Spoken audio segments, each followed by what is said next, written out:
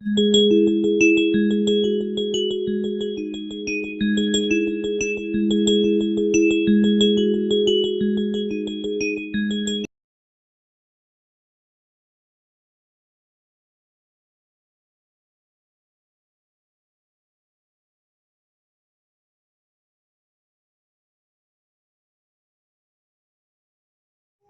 student. Today we will understand the rules for translating a categorical proposition into standard form. Standard form means when we're having a standard form of categorical proposition. So there are some rules which we have to follow. So accordingly, there is rule number 1, which is saying if there are qualifying signs, all, every, any, each, always, necessary, absolutely, etc., then when the sentence is affirmative, the proposition will be affirmative a proposition. Okay, this proposition will be universal affirmative. And when the sentence is negative, the proposition will be particular negative O. Okay, rules for translating categorical proposition into standard form. इसको समझना बहुत ही ज़्यादा मुश्किल नहीं है, इसको बहुत अच्छे से हमें ध्यान से समझना है कि जब भी दिए हुए सेंटेंस, कोई भी सेंटेंस है, अगर उसमें क्वांटिफाइंग साइन आ रहा है, quantifying sign as all, every, any, each, always, necessary, absolutely, etcetera, इनमें से कोई भी अगर एक वर्ड है उस सेंटेंस में, तो हमें ध्यान रखना है कि वो सेंटेंस में when the sentence is affirmative, यानी कि उस सेंटेंस में कोई नेगेटिव साइन नहीं है, तो उस वक्त वो प्रोपोजिशन क्या होगा, proposition will be universal affirmative A, यानी कि वो सेंटेंस बिल्कुल अफर्मेटिव है, उसमें किसी भी किस्म का कोई नेगेटिव साइन नहीं है, तब वो सेंटेंस क्या हो जाएगा, यूनिवर्सल अफर्मेटिव ए प्रोपोजिशन बनेगा. And when the sentence is negative, और अगर उस सेंटेंस में कोई नेगेटिव साइन होगा, तो उस वक्त क्या होगा, the proposition will be particular negative O. तो उस वक्त क्या होगा, अगर किसी भी किस्म का नेगेटिव साइन है तो वो प्रोपोजिशन क्या हो जाएगा, पर्टिकुलर नेगेटिव बन जाएगा. ये रूल को समझना बहुत आसान है. सिंपली इस किस्म का अगर कोई क्वांटिफाइंग साइन है, all, every, any, each, always, necessary, इसमें से कोई भी एक साइन है, तो सिंपल है कि वो क्या है, ए प्रोपोजिशन बन रहा है. ठीक है, वो यूनिवर्सल अफर्मेटिव ए प्रोपोजिशन बना है. लेकिन इन केस अगर वहाँ कोई नेगेटिव साइन आ रहा है, तो वो क्या बन जाएगा, पर्टिकुलर नेगेटिव वो प्रोपोजिशन बनेगा. Let's have a look with some example. Okay, sentence, कुछ एग्जांपल्स जो है, एग्जांपल्स में हम देख रहे हैं कि सेंटेंस में क्या बता रहा है. Sentence is saying every man is मॉर्टल. Sentence में क्या बता रहे हैं, हम लोग देख रहे हैं इस सेंटेंस के अंदर हमारा इंडिकेटर वर्ड एवरी यहाँ मेंशन है. तो जब एवरी मेंशन है तो हमें ये ध्यान रखना है कि ये एवरी जो है, जब हम प्रोपोजिशन में ट्रांसलेट करेंगे तो ये एवरी हट जाएगा और उसकी जगह हमें ऑल लगाना है. तो इस तरह क्या होगा, एवरी हट के यहाँ ऑल हो जाएगा. सो ऑल मैन, ऊपर मैन था क्योंकि एवरी की शक्ल में है. ठीक है, एवरी जो है ईच, यानी कि मतलब हर एक सिंगल को इंडिकेट करता है, तो ये सिंगल मैन इंडिकेट कर रहा है. लेकिन क्योंकि यहाँ ऑल लग जाएगा तो यहाँ पे मैन हो जाएगा. So every man is मॉर्टल. Every के बदले यहाँ ऑल लगना है क्योंकि ए प्रोपोजिशन ऑल से होता है. So all men are mortal. अब हम नेक्स्ट एग्जाम्पल देखते हैं. यहाँ पे आप देख रहे हैं all men are mortal, a proposition बन रहा है क्लियर. नेक्स्ट एग्जाम्पल में देखते हैं सेंटेंस में क्या है. सेंटेंस में क्लियर बोल रहा है ऑल. यहाँ हमें ऑल का साइन क्लियर दिख रहा है, लेकिन देख लीजिए ये सेंटेंस नेगेटिव है या नहीं. So all men are not diligent, यहाँ पे नॉट का साइन नेगेटिव आ रहा है, तो क्लियर है कि all men are not diligent ये एक नेगेटिव प्रोपोजिशन है. और जब नेगेटिव साइन आ जाता है तो वो ये प्रोपोजिशन नहीं रहता, वो पर्टिकुलर नेगेटिव प्रोपोजिशन बन जाता है. तो पर्टिकुलर नेगेटिव के लिए हमें किन वर्ड का इस्तेमाल करना पड़ता है, यहाँ आ जाए हम जब प्रोपोजिशन को ट्रांसलेट करेंगे तो यहाँ हम क्लियर देखेंगे some men are not diligent. ठीक है, ये जो डिलिजेंट है वैसे ही रहेगा, हमें सिर्फ यहाँ पे इंडिकेट करना है पर्टिकुलर नेगेटिव वो प्रोपोजिशन जो है वो सम, यहाँ पे क्वांटिफायर साइन सम का होता है. और किस प्रोपोजिशन में कौन सा क्वांटिफायर साइन होता है ये ऑलरेडी मैं फोरफोल्ड स्कीम में या फिर the four form of categorical proposition में समझा चुकी हूँ। आप वो पुराने वीडियो में देख सकते हैं, आपको मिल जाएगा। So some men are not diligent, तो यहाँ पे क्लियर था कि एक गिवन सेंटेंस है जो ऑल से इंडिकेट कर रहा था, लेकिन इस सेंटेंस में जब हम लोग आगे बढ़े तो देखा कि इस सेंटेंस में एक नेगेटिव साइन है। तो इस नेगेटिव साइन के होने की वजह से ये सेंटेंस कौन से प्रोपोजिशन में ट्रांसफॉर्म होता है, इसे हम ट्रांसलेट करेंगे some men are not diligent which is particular negative O proposition. Okay, अब हम बढ़ते हैं थर्ड एग्जाम्पल की तरफ। तो गिवन सेंटेंस में क्या बता रहा है, फिलोसोफर्स ऑलवेज थिंक डीपली। ठीक है, ये एक सेंटेंस है। तो गिवन सेंटेंस बता रहा है कि फिलोसोफर्स जो है ऑलवेज थिंक डीपली। तो यहाँ पे हम देखें कि इंडिकेटर वर्ड क्या है, इंडिकेटर वर्ड ऑलवेज है। तो इस ऑलवेज वर्ड पे हमें ध्यान देना है, क्योंकि वो जब रूल्स हमने पढ़ा था तो वहाँ जो सिग्निफाइंग साइन है, वो जो साइन था वो हमें बता रहा है कि ऑलवेज जो है सिग्निफाई कर रहा है कि ये रूल 1 है और ए प्रोपोजिशन बनेगा। So philosophers always think deeply according to this signifying sign we are getting to know that all philosophers are person who thinks deeply, okay. यहाँ पे ये देखो कि ये persons कहाँ से आ गया। तो जब हम अपने गिवन सेंटेंस में देखेंगे तो यहाँ पे देखेंगे कि कॉपुला मिसिंग, यानी कि वर्ब जो है, प्रेजेंट फॉर्म ऑफ वर्ब जो है वो मिसिंग है। फिलोसोफर्स ऑलवेज थिंक डीपली, यहाँ पे ना जो इंडिकेटर वर्ड है जो सिग्निफाई करता है उसके पहले हमें कॉपुला मिल रहा है और ना उसके बाद कॉपुला मिल रहा है। तो क्योंकि लॉजिकल फॉर्म में प्रोपोजिशन, कैटेगोरिकल प्रोपोजिशन में क्वांटिफायर के साथ साथ कॉपुला का भी होना ज़रूरी है। तो इसलिए हमें यहाँ कॉपुला लाने के लिए इसे सेट करना पड़ता है। वो सेट कैसे होगा, ऑल फिलोसोफर्स आर पर्सन। तो यहाँ पे कॉपुला आ गया, ऑल फिलोसोफर सब्जेक्ट है, आर जो है वो कॉपुला बन गया, and person who think deeply. तो ये पूरा का पूरा पर्सन से यहाँ पर्सन हु थिंक डीपली ये पूरा प्रेडिकेट बन गया। Next example is good writers are not always good speakers.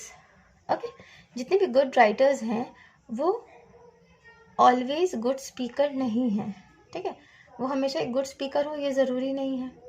तो इसलिए यहाँ पे क्या बता रहा है कि good writers are not always good speaker, जो अच्छे राइटर्स हैं वो नहीं है। तो एक नेगेटिव साइन आ रहा है, गुड स्पीकर वो नहीं है, तो ये नेगेटिव साइन है। इसलिए यहाँ पे प्रोपोजिशन क्या हो जाएगा, प्रोपोजिशन यहाँ पे पर्टिकुलर नेगेटिव हो जाएगा।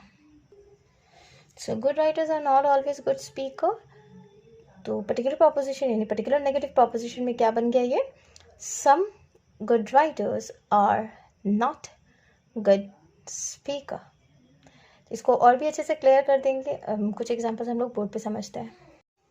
तो जैसा कि हम लोगों ने रूल 1 में ये पढ़ा कि अगर किसी भी सेंटेंस में क्वांटिफाइंग साइन हो, यानी कि all, every, any, each, always, necessary, absolutely, ये सब वर्ड्स हो, तो वो सेंटेंस हमें जानना है कि वो अफर्मेटिव होगा और वो कौन सा प्रोपोजिशन बनेगा, यूनिवर्सल अफर्मेटिव ए प्रोपोजिशन बनेगा। लेकिन अगर ये दिए हुए जो साइन है, जो ऑल, एवरी, एनी, ये जो वर्ड्स है, तो इस साइन के साथ साथ उस सेंटेंस में अगर नॉट का साइन आ जाए, यानी कि वो एक नेगेटिव साइन भी आ जाए उसमें, ये क्वांटिफाइंग साइन के साथ, तो क्या हो जाएगा, वो जो सेंटेंस होगा वो फिर यूनिवर्सल अफर्मेटिव नहीं होगा, वो सेंटेंस नेगेटिव हो जाएगा, लेकिन वो पर्टिकुलर नेगेटिव होगा। तो याद रहे, आप लोग ये जानते हैं पर्टिकुलर नेगेटिव आएगा तो कौन सा प्रोपोजिशन बनेगा। फोरफोल्ड स्कीम में मैंने बहुत ही क्लियरली इस चीज़ को समझाया है। तो जब वो नेगेटिव साइन के साथ प्रोपोजिशन होगा तो वो पर्टिकुलर नेगेटिव ओ प्रोपोजिशन बनेगा। ठीक है, और वो दोनों ही सिस्टम को मैं आपको यहाँ पे वापस से एग्जाम्पल में समझाऊंगी। जैसे हमारे पास ये एक सिंपल सेंटेंस आता है, बॉयज़ आर एब्सोल्युटली डिलिजेंट। ठीक है, तो हमें देखना है कि ये एक सेंटेंस है, लेकिन इस सेंटेंस में ऐसा कौन सा वर्ड है जो हमें इंडिकेट कर रहा है रूल 1 की तरफ। तो we are having a very clear sign which is absolutely. So this word absolutely is indicating us what? That this sentence will be universal affirmative a proposition. So we have to draw, but one thing should be clear कि जब ये indication sign है ना, फिर बाद में जब हम इसे प्रोपोजिशन में यानी कि लॉजिकल फॉर्म में लाएंगे, लॉजिकल फॉर्म यानी स्टैंडर्ड लॉजिकल प्रोपोजिशन जब बनाएंगे, तो वहाँ पे क्या करना है कि इस वर्ड, ये क्योंकि इंडिकेटर का काम है तो ये इंडिकेट कर दिया है, तो जब हम इसे लॉजिकल प्रोपोजिशन में लाएंगे तो ये वर्ड हट जाएगा, क्योंकि इसका मतलब है ये ए प्रोपोजिशन बन रहा है। तो ए प्रोपोजिशन का क्वांटिफायर क्या है? ऑल। ये है सब्जेक्ट और ये है प्रेडिकेट टर्म, राइट। तो ये हो गया मेरा क्वांटिफायर ऑल। अब यहाँ सब्जेक्ट आएगा तो विच इज बॉयज आर कॉपुला। उसके बाद हमें ऑब्वियसली क्वांटिफायर सब्जेक्ट कॉपुला प्रेडिकेट, यहाँ प्रेडिकेट चाहिए, तो यहाँ पे हमें ये प्रेडिकेट टर्म लिखना है विच इज डेलिजेंट। ठीक है, तो इस तरह देखेंगे हम, ये क्लियर बना क्या? कैटेगोरिकल प्रोपोजिशन, और can say standard categorical proposition in which we are having all the four parts, the four constituent part, which is quantifier,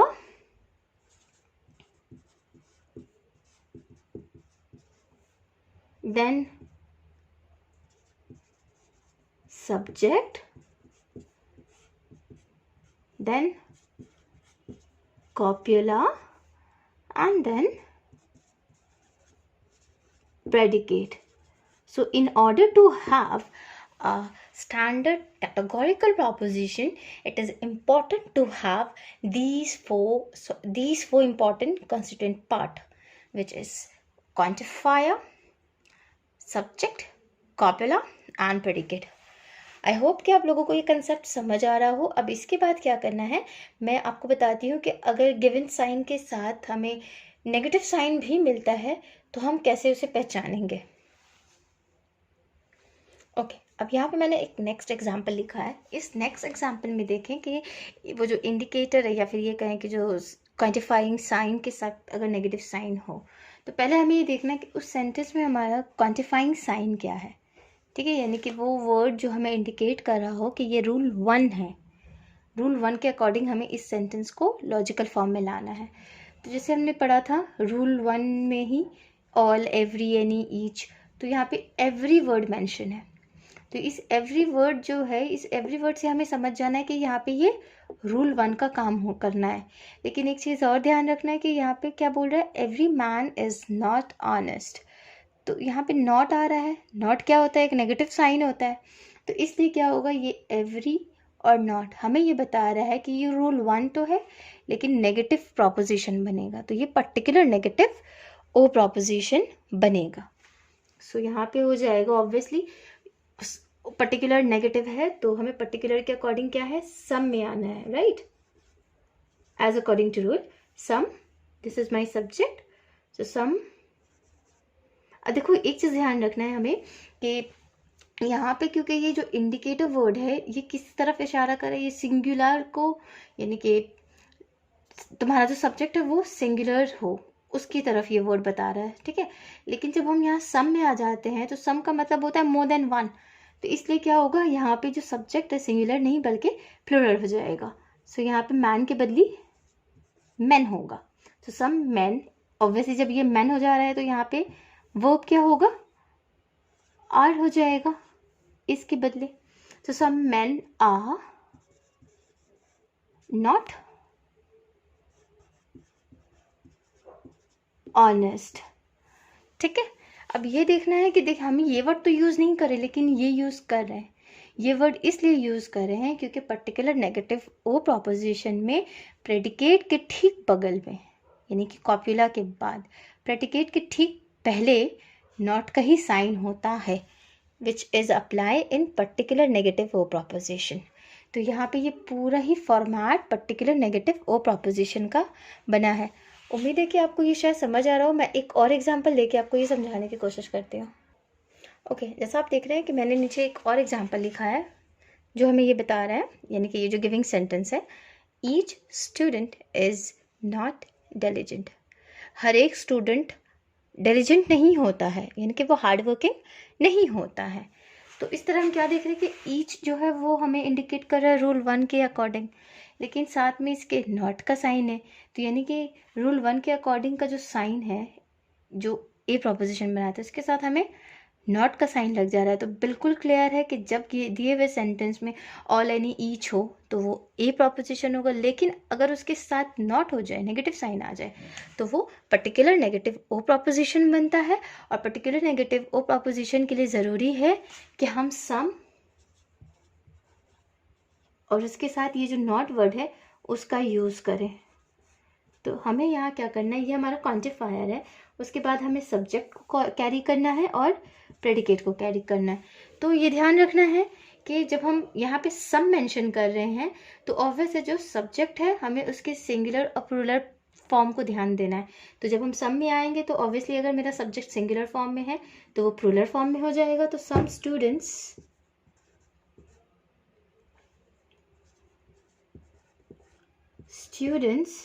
इसके बदली आर बन जाएगा।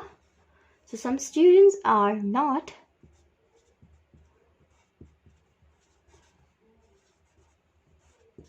diligent. Clear? So some students are not diligent. ये क्या बना? Particular negative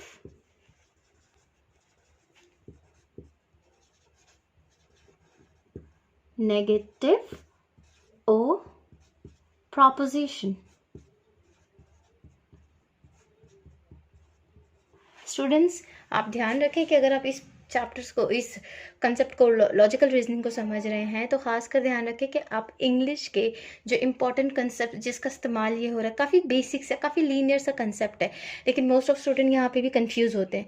तो please अपने English language पर, उसकी ग्रामर पे ज़्यादा ध्यान दें और साथ साथ आप इस पेपर को भी सॉल्व करें। अगर जहाँ आपकी कमज़ोरी है वो इम्प्रूव होगी तो ऑब्वियस है कि इस सब्जेक्ट को, इस पेपर को समझने में आपको बहुत आसानी होगी। It is very interesting and hope मेरा ये कंसेप्ट जो क्लियर कर रही हूँ आपको क्लियर हो। लाइक अच्छा लगे तो लाइक करें, कमेंट करें, शेयर करें, और कोई और भी क्यूरी हो तो श्योर आप मुझे कमेंट करें, मैं उसे क्लियर करूँगी। Thank you very much. Best of luck to all.